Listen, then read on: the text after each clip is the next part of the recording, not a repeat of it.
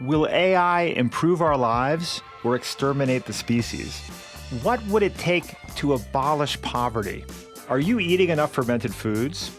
These are some of the questions we've tackled recently on The Next Big Idea. I'm Rufus Griscom, and every week I sit down with the world's leading thinkers for in-depth conversations that will help you live, work, and play smarter. Follow The Next Big Idea wherever you get your podcasts. From LinkedIn News, I'm Jessie Hempel, host of the Hello Monday podcast. Start your week with the Hello Monday podcast. We'll navigate career pivots. We'll learn where happiness fits in. Listen to Hello Monday with me, Jessie Hempel, on the LinkedIn Podcast Network or wherever you get your podcasts. Hello, my friends, and welcome to another exciting episode of Negotiate Anything. This show is produced by the American Negotiation Institute, and with over 5 million downloads and listeners in over 180 countries, listeners just like you have made this the #1 negotiation podcast in the world. Hi, my name is Kwame Christian, and I am the founder and CEO of the American Negotiation Institute. Here at ANI, we believe that the best things in life are on the other side of difficult conversations, and we are passionate about providing you with the best content that will help you to make your difficult conversations easier, both at work and at home. Lastly, I want to remind you that we offer consulting and conduct trainings, both virtually and in person, all around the world. Our focus is in 3 main areas. First, negotiation and conflict resolution. Second, leadership. And lastly, diversity, equity, and inclusion. Check the link in the description below to learn more about how we could work with you and your team. And now, without further ado, let's jump into the interview.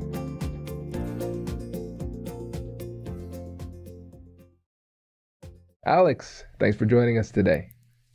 Kwame, pleasure to be here. Looking forward to our discussion. Likewise, my friend. So how about you get us started by telling us a little bit about yourself and what you do? Oh yeah, absolutely. It's a lot of different things. So I'll put it into 2 buckets really. So first, we kind of have the sales domain with my experience at Oracle and Mercer, and now I'm also an author and a contributor to different magazines, and just getting involved in this really cool new AI platform that's this real-time coaching that I'm helping build out the AI platform to recommend the best keywords and ways to handle different objections and questions. So a really cool solution there, kind of like Gong in real time, if you will. And then the other side of the house, I'm also a career readiness advisor. So I really focus on fixing that workforce readiness gap since students are just so ill-equipped to really enter the workforce. So helping college students, freshmen through seniors, make that transition into their internships and their jobs and how to really safeguard their success. Because I believe that you start early enough, you can safeguard it. That's great. Yes, and listeners, we are going to probably have Alex back on to talk more about the that AI solution. I think that's really, really interesting. And yeah, a lot more to come there. Yeah, absolutely. And with your course, you have some modules on negotiation too, right? Yes. So it's a 12-course program. I really start with career pathing. So trying to figure out what you want to do, how to interview, how to speak as well as write in the business best practices, since academia is very different. But all the way through, we have financial literacy, and then we also have persuasion and negotiation. So some of the basics, including a lot of the paradigms from the grandfather, Dr. Robert Cialdini, who I saw you had on the podcast. Major kudos for you for that. If I'm speaking candidly, I saw it and I was like, oh, that's good. They're having some principals, someone come on and teach about Cialdini. And then I saw it and I'm like, oh, wait. I got to listen to all of this. This was great. Yeah. So we have a persuasion and negotiation, two little small introductory courses for students. That is great. So everybody, links to all of that in the description below. Make sure to check that out. And so, Alex, let's chat about the book, because the book is a really an interesting angle on the profession. And so let's just start off with an overview, and then we'll share with the audience some of those key learnings that they can use in their negotiations and difficult conversations. Yeah, absolutely. So the book is really this curation, consolidation, really just focused in on 27 of the best-selling relationship and sales books and some of the negotiation books as well that I'll talk about.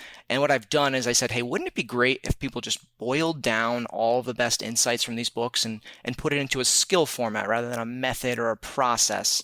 So I said, hey, might as well do it yourself, right? So So that's what I did, is I kind of took these best practices, distilled them down to 200 to 600 word sections with action items at the end of how to implement it. And each skill will have a bold phrase that'll be another kind of action item of how to implement, or the most key learning within that 500 word passage.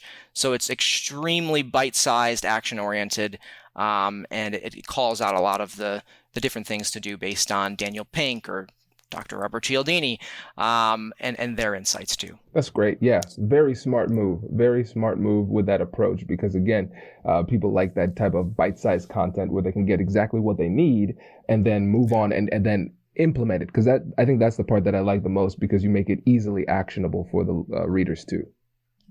That's the biggest thing. I mean, a lot of times when I saw that disconnect, a lot of the articles that were short form that people really found valuable weren't being reproduced in books. So I'm like, how can I do this book meets blog meets list format that's going to engage with readers who wouldn't normally pick up a book? That's great. And Alex, when we were chatting before, you said that there are a few principles that are specifically oriented towards negotiation, and your approach to this is a little bit counterintuitive. So can you talk to the listeners about your negotiation specific tools from the book? Sure. So I'll address some of the ones that people might have heard before. I don't want to go down a tangent here or a rabbit hole on things that people have heard on many of your other great podcast episodes. But I think, so one of the things I talk about a lot is negotiating to objectives and not asks. If you're making a concession, doing it with a stipulation. And all of these center really on being a part of their team. So it's not this kind of combative situation where you feel like you have to conquer them or win them. But it's really this situation where I think that when I heard you talk about it in your TEDx, you were talking about compassionate curiosity. So, and I love that phrase, by the way, Kwame. So Thank you. When I was just thinking about that, it was really, okay, how do I get on their team? And so what I do is a lot of times is I'll say, okay, in order to build the best case for you, here's what I'm going to need. So you're asking for this, whatever discount. So, okay, let me help you build that best case. Let me prep you. And I know you're also a lawyer. So, it's kind of like preparing for a deposition or preparing your client for court. So, it's really, okay, are you referenceable? And the more things you can offer within that section, a use case, a testimonial, a reference, a live video, or agreeing to a certain number of calls about your experience with potential future clients, that's immensely valuable. So you're referenceable. Are you looking at this for a longer period of time? That's another big element. So looking at the time frame of the solution. So there are a number of different things to really employ, I should say. So that's kind of what I talk about in the book as well. And how do you really make sure that you're getting the best deal for them, and they feel really like you're on their team. So you're listening for them. This is great. So let's recap some of these key learnings. I really like the idea of conceptualizing it as on your team, because we've thought about this for decades as collaborative negotiation. So you think about the Harvard program on negotiation. You have Roger Fisher and William Ury with Getting to Yes. They were the people who really promoted this collaborative negotiation technique, right? That approach, that mindset. And I like that term, collaborative, but how often do we use that in day-to-day parlance? But when you think about children on the playground, you're on my team, I'm on your team, that type of stuff. That's terminology that we are familiar with. And I think it makes it so much clearer what we're actually trying to do. So it's not me versus you. I'm actually on your team. So you need to tell me what you need in order for me to be a good teammate to you. I think that I've never heard anybody describe it that way, but even in my years of doing this, that just took my ability to understand what I'm trying to do in this conversation to a new level. So I really like that terminology, Alex. Yeah, thanks, Kwame. And I think you've hit the nail on the head in a number of different regards. And I love that book reference. There's a number of great negotiation books out there, but Getting to Yes is one of the ones that tops my list. Absolutely. And then helping them to get the best deal. Again, we often go through this in a completely self-centered type of way. I describe it as egocentric persuasion. So we think about it completely from our perspective. What do I need? Yeah. What do I want? And I'm going to frame it in that way. And then you're completely missing the boat when you're talking about helping them get the best deal. Again, it harkens back to another concept called the acceptance speech test. And so what they say is you're supposed... I'm sorry, I missed that last part. What test? Oh, yeah. So it's called the acceptance speech test. And so with the acceptance speech test, what they say is you want to frame your deal in a way that is so overwhelmingly positive that the other party can take what you said verbatim and take it back to their stakeholders and say it like that and say, this is a win for us because blank. And so, Alex, when you're actually having these negotiations, are you using the terms on your team and helping you to get the best deal? Are you actually saying that, or are you just keeping that in the back of your mind and understand that that's your approach? Yeah, so I think the wording is extremely important as well, that they feel like they're being heard. So I will use some specific phrases, of course. But I think what it really is going to get back down to is suspending your agenda, I think is one of the things we've been talking about, and making sure that they feel like they're coming first. So to give you one example, and this kind of gets down to meeting effectiveness rather than negotiation, and kind of gets into the segue a little bit about my counterintuitive thinking. But I'll share a story with you. So we were sitting in a finalist meeting talking about all the things they asked for, all the different accolades and the reasons why we were the best partner. And our buyer was just coming out of another meeting, was triple booked, so had to cancel and was kind of frantic as far as figuring things out.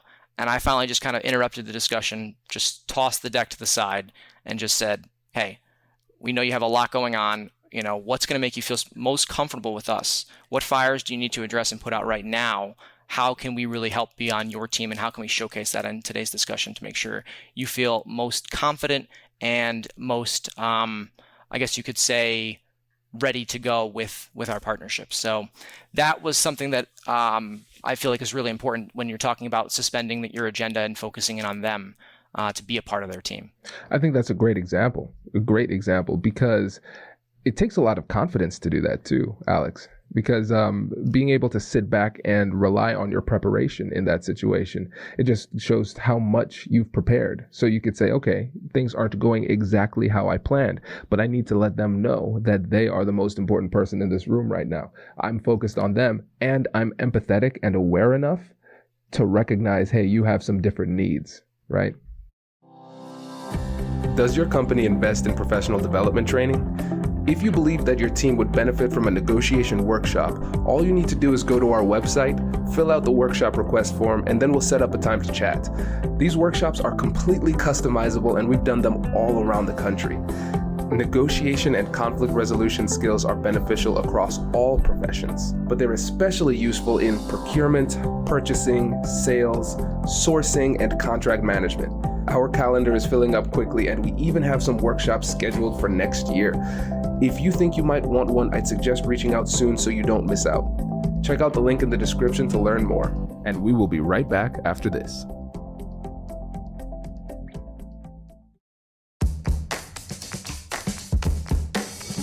Hey you, I'm Andrew Seaman.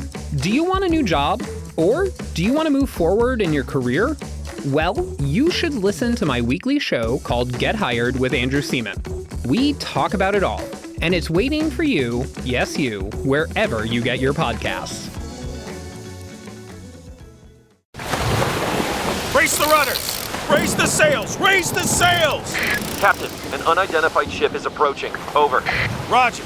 Wait, is that an enterprise sales solution?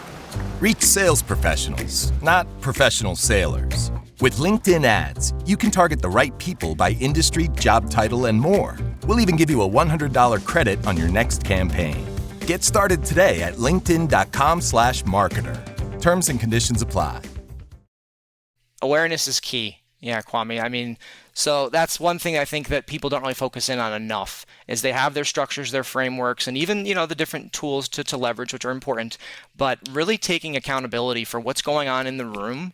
Daniel Pink has a great example when he talks about mood maps and how to get the most out of your meeting. So what was it at the beginning? What was it after key information was presented on a scale of 1 to 10? What was it at the end? So looking at how they have developed with you, what are they coming back to? That's a big negotiation principle, to figure out what they're focused on. And I don't want to say how to take advantage of vividness bias, but how to log roll. We were talking about a little bit within our negotiation class of how do you go across multiple points so everybody kind of gets what they're looking for. So maybe if they're so focused on price, you can focus more on the term. So how do you go across different points to make sure that everybody's working out? But that's something you're going to pick up on in the discussion. There's no framework that's really going to just guarantee success in that. You have to be very observant in those meetings. And there's a number of different things I can go down with that for little examples, but I'll pause there for now since I've already shared it a lot. Yeah, no, this is great. This is really great. And again, like you said, you have to essentially stay in the moment, be observant, and flow. You have to kind of go with the flow and be able to recognize, okay, different tools, different tactics for different times based on what they are presenting. And it just shows how important practice and preparation are in these conversations. And I know the listeners have heard me say this a bunch of times, but I'm going to keep on saying it. If they go to our website, AmericanNegotiationInstitute.com/guide, you can get access to all of our free negotiation guides that'll help you to prepare for your most difficult conversation. So make sure you check that out. And those are free. So the price point is pretty solid too. And so there's going to be a link in the description below too. So, but yeah, preparation, practice. And again, when you're practicing, just negotiating by itself, having these difficult conversations by themselves, that's not enough. That's not true practice. You actually need to do it with the intent of getting better. You need to review your performance and ask yourself what you could have done better, what you did poorly, and how you can overcome those things too. I love that. I really love that. I was actually listening to one of your other podcasts recently, and I believe it was gentleman Ron had said, take 100% of the responsibility and 0% of the blame. And that really jumped out at me because you have to constantly iterate and improve upon yourself. Nobody's an expert to where they can't learn anything more. I'm sure everybody can understand that. There's always ways to improve. But when you have that mindset of, okay, it's my responsibility to improve, and then you're not blaming yourself, so you're not wallowing in self-pity or kind of miring yourself down in any negative thinking. You're really expanding, your horizons. That's huge. And for me, at the end of the book, I put down, think more about shifting your discussion from was that good to was that effective. So it's framing it from this subjective kind of reflective in the past thinking to this objective forward-looking action where you're focused on self-improvement. That's deep. Yeah, that is deep. Yeah, I think listeners out there, you should give this episode a 5-star review just for that that quote. I think that's great. I love it. Thanks, Kwame. Yeah, no, thank you. Thank you. This is really, really good. And you very casually dropped two very important negotiation terms. One I'm familiar with, another one I'm not, so I'm excited to learn. And so we have log rolling, which is a classic negotiation term, but also vividness bias. And so can you break down what those two things are for the listeners? Sure. So log rolling is really this concept of negotiating across multiple points. So instead of people just saying, hey, I need a bigger discount, and they're really kind of singularly focused on one item, it would be going across different items to figure out what is the best total package, if you look at it that way. So it's not focusing on one element, it's going across the whole totality of the proposal. And then I would say that's probably the short way of describing that. There's obviously a lot more. But and then with vividness bias, the way that I've kind of encaptured it and really taught it is that people will center sometimes on whatever the most important element is or whatever the shiniest tool is around them. So a lot of times that's price. So when people are so focused in on price, how do you leverage those other things like the length of a contract or the testimonial or different elements that can really benefit you? So those are kind of the two terms that I saw actually in Negotiation Genius, which is a fantastic book by two Harvard professors. But those are kind of two of the concepts that I think are most important.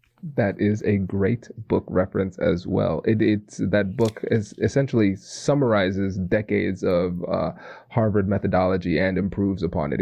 That is a great read. So absolutely, vividness bias and the log rolling. Two very, very important techniques for us to really understand. And now with the time we have left, you have a bit of a counterintuitive approach to some of these negotiation principles and approaches. So tell us more about that.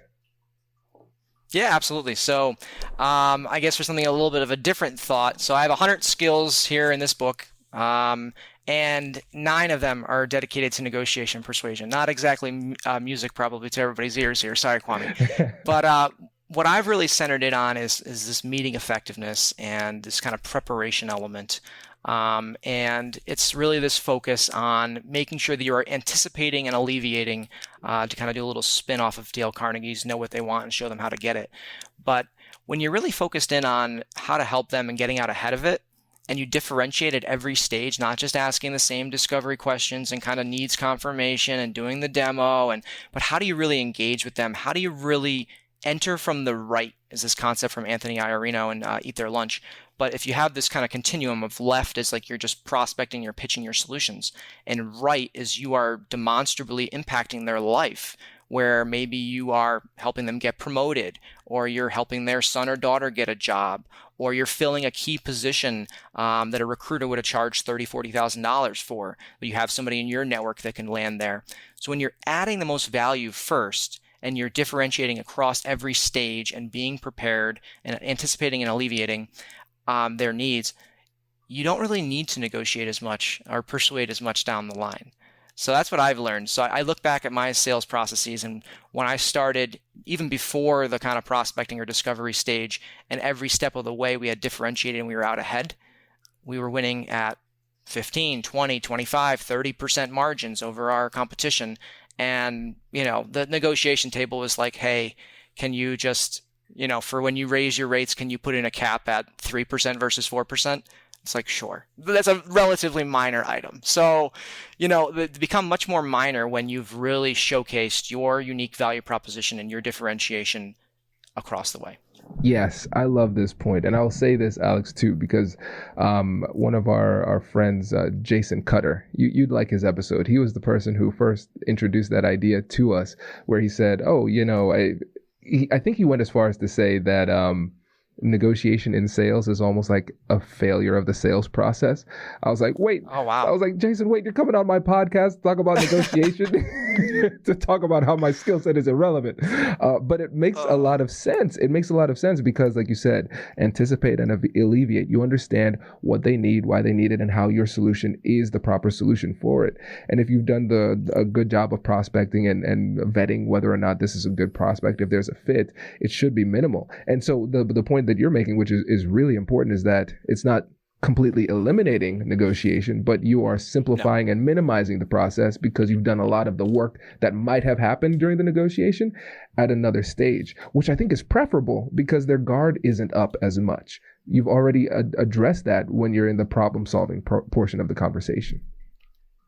Right. I mean, when you start meeting people in their authentic selves rather than their kind of role with their guard up, as you were just saying, the game changes immensely. When you shift from that person being a title or position or role to that person being John or Jane or whoever it is, you'll notice a big difference. Yeah, that's important. And this isn't always easy to do, but it's easier because you've approached this in a way where you're actually on their team, right? Exactly. When you get back to not only being aware of the room and kind of the objectives, but also when you get to that point of being a part of their team, there are two things that I really look for, and I talk about these in the book. So one was the double handshake. So I was really glad to see Robert Cialdini come out with new research with your head of sales and business development interview I just saw a month back. So he was talking about how handshakes really kind of cultivate this sense of trust and belonging and kind of commitment. So when you're fostering that, and I've been the recipient of the double handshake. So after we close, we do handshakes, we talk for a while, and then they go in for another handshake. And I look at my team and I'm like, we won. And they're like, what do you mean we won? Like, we're nowhere near like the finish line. I'm like, nope, we won. I can just tell these little things like this, and just obviously a lot of other parts too, but the double handshake was a huge one. So listen to Robert Cialdini's podcast. I'll do a little promotion for you, Kwame, and hear more about why handshakes are important. And then the other one is that inclusive we. So this is, again, getting back to being a part of their team. When they start instead of asking, oh, when would you recommend this, or when would we get started, when it's when would we get started, or when we do this, when you start changing from the you to the we, it's like, all right, wow, we're making real progress here. We're a part of the team already. Absolutely. And it's so funny just how relationships are similar across different domains, right? And so one of the things that they say in romantic relationships is you can tell when somebody is really feeling as though they're part of the relationship, they're together now, is when they start to use we speech, referring to them as a cohesive unit versus me and you. You know, it's us, it's we. So this is really great because essentially you're... I like that. You can just tell how universally applicable these learnings are. It doesn't have to be in a sales finalist meeting. Exactly. It could be with your spouse. Exactly. It's so powerful. But it's one of those things where people pick up on that. Even if it's subconscious, they pick up on that and it has an impact. It's definitely there. And there are a lot of little things. As long as you know how to look for them and you document them in the moment. Because a lot of times, your memory can play some false tricks on you when it becomes 1, 2, 3, 5, 6 months later. And then it's kind of like, oh, when did they say that? When was it after this? Was it we? So I would say that's really important is once you get done with the meeting, make sure to document everything and talk about it with the rest of the team. This is great. So Alex, out of respect for time, want to start to bring this to a close, unfortunately, but I know you'll be back. When you think about all of the things that people can do in negotiations, we've already talked about the things that we can do well. What would you say is the biggest mistake that people need to avoid in these difficult conversations? Yeah, I would say one of the biggest things to avoid now, it's tricky because of the way people are incentivized and just how our world works, is trying not to push your agenda. When you really open up to listen to the other person and you open yourself up not only to listening to them, but to the active listening, so a reflexive listening, as Stephen Covey would talk about it in his 7 Habits of Highly Effective People. When you have this opportunity to engage in a dialogue and a conversation, you're really building that sense of we, that togetherness that we've been talking about. And when you're not constantly pushing your agenda, people start treating you as a human being rather than as someone trying to pitch your solution, some kind of product peddler.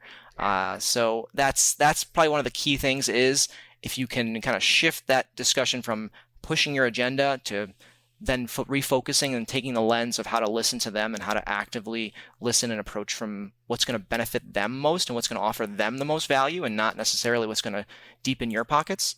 That's the biggest item of learning. And it sounds easy, and a number of other people have said it on this podcast, as I'm sure. So I don't want to beat a horse to death here, but it is extremely important and it's extremely tricky.